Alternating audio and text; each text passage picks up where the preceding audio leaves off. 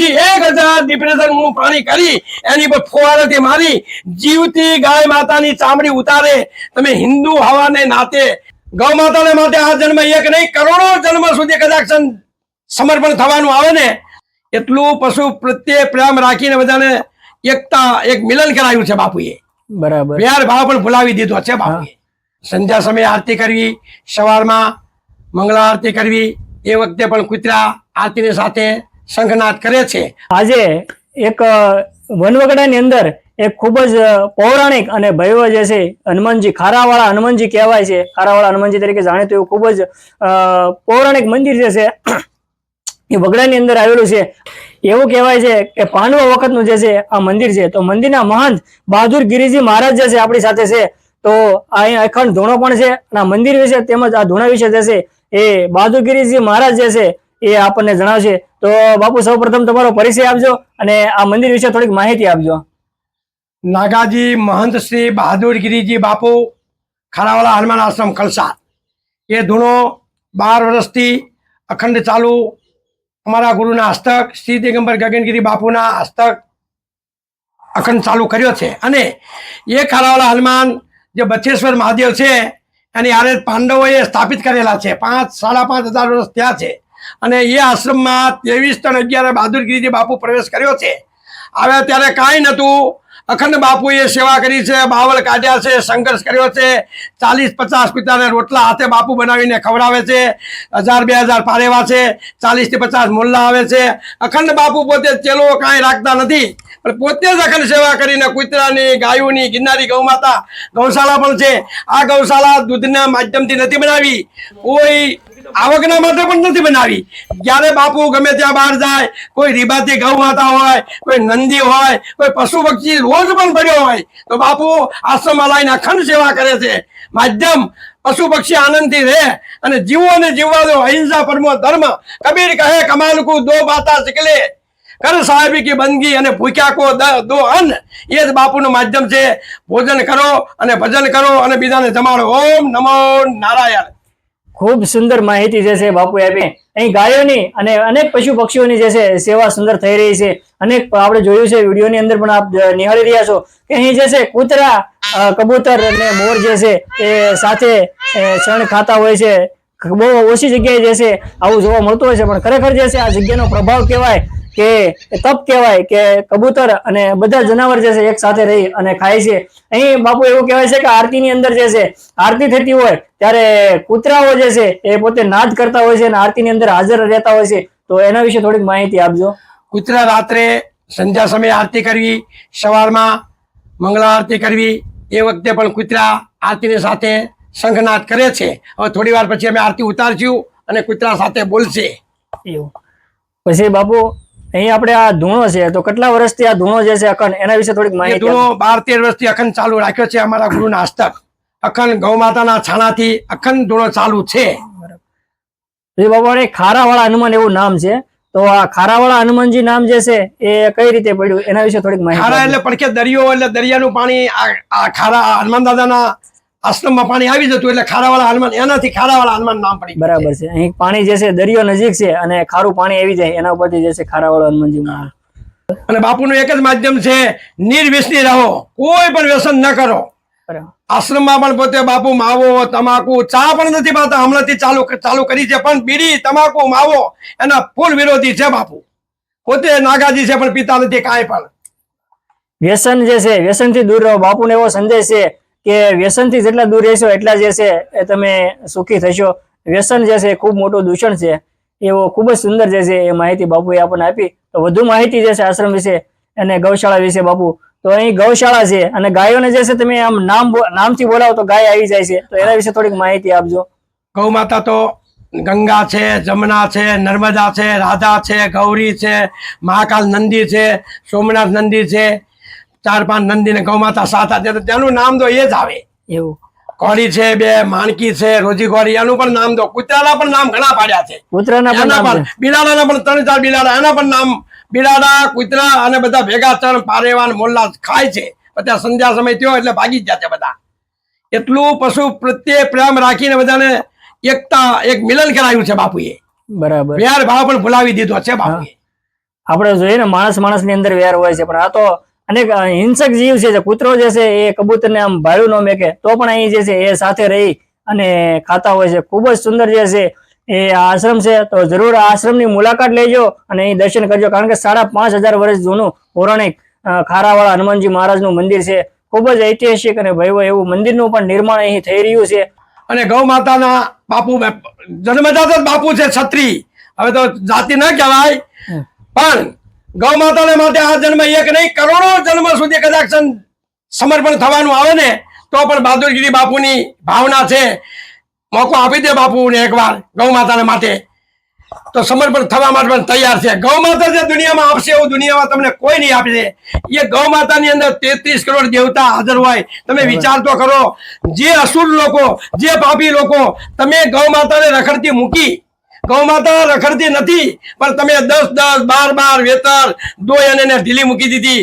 કચરા, કાગળ, ગામડા રોડ ઉપર ખાય, અને એ ગૌ માતા દુખી થાય. અને એ ગૌ માતાને પાછા લોકો ટ્રકમાં ભરી 1000 કિલોમીટર ચલાવે, 4 દિવસ 5 દિવસે પહોંચે, પછી કતલખાનાની અંદર ઉતારે. 10 દિવસ પાણી નથી પાતા, ચારો નથી આપતા, અને પછી 1000 ડિપ્રેશન નું પાણી કરી એની પર ફુવારાથી મારી જીવતી ગાય માતાની ચામડી ઉતારે. તમે હિન્દુ હવાને નાતે, તમે હિન્દુ, તમે પોતે તમારી જાતિને કહો, પોતે મહાદેવના ટોકરા ખખડાવો, હનુમાનના ટોકરા ખખડાવો, પણ એક ગૌ માતાનું બહાદુરગીરી બાપુનું એક જ કહેવાનું છે, એક આ દુનિયામાં અત્યારે ગૌ માતાને દુઃખ છે. ગૌ માતા નંદી આ રખડતા કરી દીધા, એને સુખ આપો. ભગવાને તમને આપ્યું હોય તો કોઈ જગ્યાએ દાન કરો, કોઈ જગ્યાએ એવું જરૂર પડી હોય તો પાણીના આવાડા બનાવી દો. ઓમ નમો નારાયણ. જય ગિરનારી, હર હર મહાદેવ. ઓમ નમો નારાયણ. શ્રી દસનામ જુનાખાડા નાગાજી મહંત શ્રી બહાદુરગીરીજી બાપુ, ગુરુ શ્રી બ્રહ્મલીન દિગંબર શ્રી દિગંબર ગગનગીરીજી બાપુ, ખારાવાળા હનુમાન આશ્રમ કલસાડ, તાલુકો મહુવા, જિલ્લો ભાવનગર. અત્યારે આશ્રમમાં 35-40 કૂતરા છે. નર્મદા માતા, ગૌ માતા ગીર, રાધા મૈયા, ગીર માતા ગૌ, સોમનાથ નંદી, મહાકાલ નંદી, માણકી ઘોડી, રોજી ઘોડી, 2 ઘોડી, 4 નંદી અને 2 ગૌ માતા છે. અને 1000 પારેવા આશ્રમમાં અત્યારે છે, પણ થોડા ઉડી ગયા છે. 40-50 મોર ચલવા માટે આવે, પણ હજુ દિવસ આશ્રમમાં આવ્યો છે એટલે જતા રહ્યા છે. અને કૂતરા હજુ દરિયા ફરવા ગયા છે. 10 કૂતરા 15 ઉભા છે.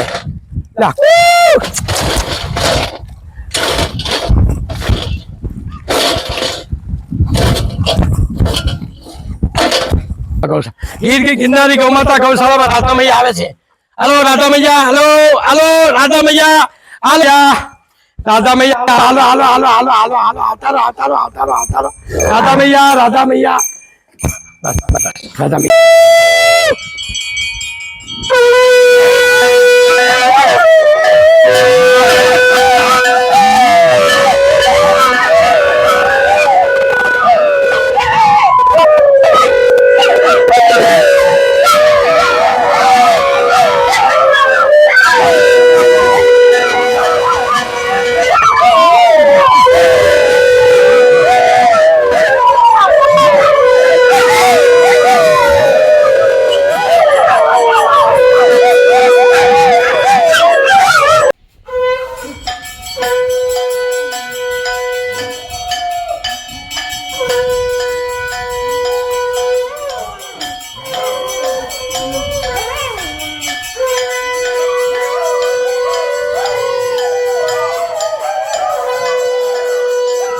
ખારા હનુમાનજી મંદિરના મહંત જે છે બહાદુરગીરી બાપુ જે છે એ આપણી સાથે છે. ખૂબ જ સાદું અને સરળ જે છે એ જીવન જીવે છે.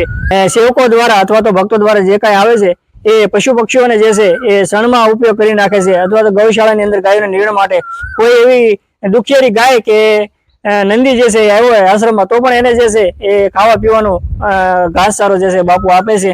ખૂબ જ સુંદર સેવા છે. તો વધારે વધારે લોકો સુધી આ વિડીયો પહોંચાડજો, જેથી કરી અને આ ગૌશાળા અને આવા પવિત્ર બહુ પૌરાણિક એવું મંદિર અને ખારા હનુમાનજી મંદિરનો વિકાસ થાય એ માટે આ વધારે વધારે લોકો સુધી આ વિડીયોને પહોંચાડવા 2 હાથ જોડીને નમ્ર વિનંતી. બાપુનું ખૂબ સરળ જીવન છે. તો વધુ માહિતી જે છે એ આપને બાપુ જણાવશે. અત્યારે હું 23 આવ્યો ત્યારથી અત્યારે 13 વર્ષ થયા. આવકમાં આશ્રમમાં કાંઈ નથી. એ છતાં પણ બાપુ આશ્રમમાં અખંડ સાહસ કરી મહેનત કરી અખાડામાં જાઉં, સેવકો દ્વારા લાવું, હાલમાં જાઉં, ઘઉં લાવું, ચણ લાવું, પત્તા એ પૈસા આવે એમાંથી મારે ચા બીડી તમાકુ માવો ગાંજો કાંઈ વ્યસન નથી, સાદું જીવન છે. પણ પશુ પક્ષી મોર કોઈ સાધુને દક્ષિણા આપી એ છતાં પણ પૈસા વધે તો આશ્રમમાં બાપુ પોતે પણ ગિરનારી ગૌ માતા ગૌશાળા બનાવી છે. બાપુ પોતે 4 દિવસથી શાક પણ કરતા નથી, કોઈની પાસે અભિલાષા લેવાની પણ રાખતા નથી. અને અમે થોડા સમયથી પરિચય થયો એટલે લોકો અડધા તો ભાલમાંથી આવી, પણ પહેલા તો 5 દિવસ ભૂખ્યા પણ રહ્યા છે. એ પૈસા વધે એ બચાવી અને આશ્રમમાં નાખે છે. એટલું બાપુ. અને આવકમાં કાંઈ નથી. અહીં શનિવારે લોકો આવે તો 5-10 આવે તો નાળિયેરના કારલા મૂકીને ભાગી જાય. ખાલી શનિવારે હું રાત્રે પેટી ખોલું છું, 30 રૂપિયા 32 રૂપિયા કોઈ દી 50 નીકળે અને મારા સામે ઉભા છે બેઠા છે. ખોટું બોલવાનું આવતું નથી. 13 વર્ષના 14મું વર્ષ ચાલુ છે. કોઈ વાર 100 નીકળી જાય, કોઈ સેવક નીકળી તો 200 પણ નીકળી જાય, બાકી કોઈ આવક નથી. પણ બાપુએ સંઘર્ષ બહુ કર્યો છે. પણ જેને નિષ્કામ ભાવે સંઘર્ષ કર્યો છે ને એની આબરૂ મારો વાલો જવા દેતો નથી, મારી ગૌ માતા જવા દેતી નથી. પણ એ ભગવાન આપી જ રહ્યા છે, કોઈની પાસે માગવું ન પડે. પણ જેને દાન કરવું હોય તો મારે તો નહીં, ગૌ માતાનું ગૌશાળા ચાલે છે, અન્નક્ષેત્ર ચાલે છે, પશુ છે, મોર છે, પારેવા છે, એને સંપર્ક કરવો તો 95 58 12 18 77 બહાદુરગીરી બાપુનો નંબર છે. એક જ નંબર છે બાપુની સેવામાં. ઓમ નમો નારાયણ. જય ગિરનારી. આશ્રમનો એડ્રેસ વિશે થોડીક જે છે એ વાત કરી દેજો, જે કોઈ લોકોને અહીં આવવું હોય તો એનો એડ્રેસ થોડુંક જણાવી દેજો. ખારાવાળા હનુમાન આશ્રમ કલસાર, તાલુકો મહુવા, જિલ્લો ભાવનગર. મહુવાથી 15 કિલોમીટર, કોટડાથી 8 કિલોમીટર, બગદાણાથી 25 કિલોમીટર. ગામની બહાર દરિયા કિનારે આશ્રમ છે, આવવામાં સગવડ પડે એવું છે. બરાબર.